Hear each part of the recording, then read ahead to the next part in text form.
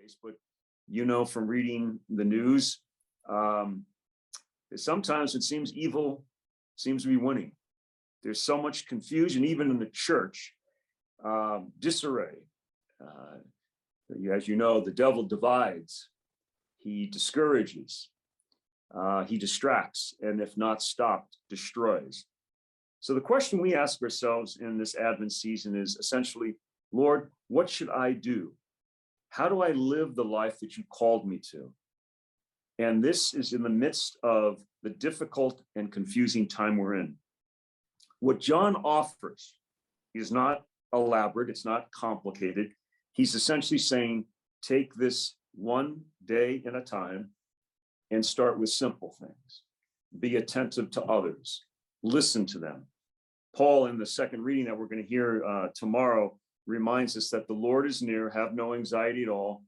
Then the peace of God that surpasses all understanding will guard your hearts and minds in Christ Jesus. And of course, we know Emmanuel, God is with us. So practically for us today, on this going into the second half of Advent, I think John's words are very practical for us. And there are three things that I think will help us experience the peace that we want, the joy. And remember this third Sunday, because the option of the vestment being the rose-colored vestment is known as the third Sunday of Advent of joy. I think three things are important for us in light of what John has said.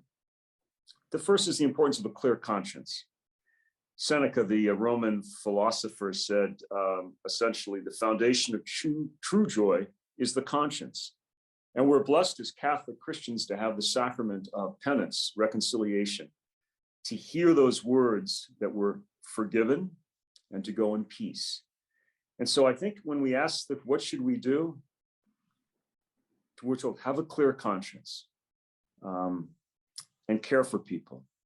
You know, we have, I think most Serrans are good, hardworking people, whether still working or retired.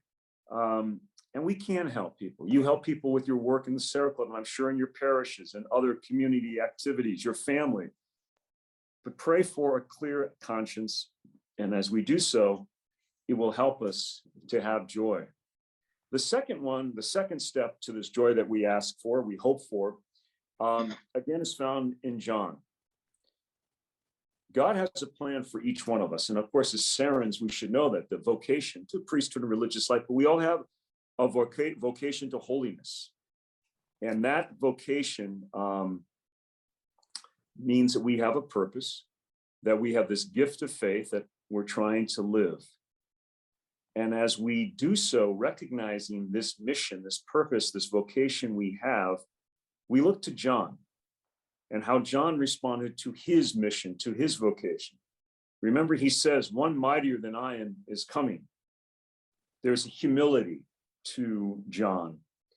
And I think joy consists in recognizing those who are greater.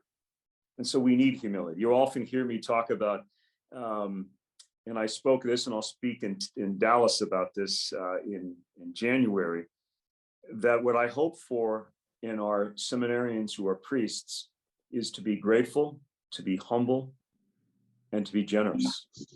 And that's so important. So again, clear conscience, humility. And I think the third step to joy is probably the most difficult. It's patience. Now, John is the great teacher of patience. John the Baptist's entire ministry was one of patient waiting. He waited for the Messiah. He knew that he couldn't construct a paradise here on earth. Lasting happiness only comes from God.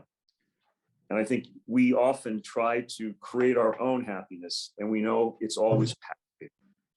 So John teaches us that joy comes from patient waiting for the Lord.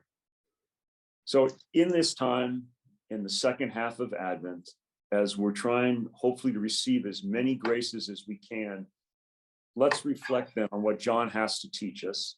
Let us always ask that question, what should we do? And know that the answer is found as disciples of Christ. And especially it is found in having a clear conscience, in humility and patience. Thank you.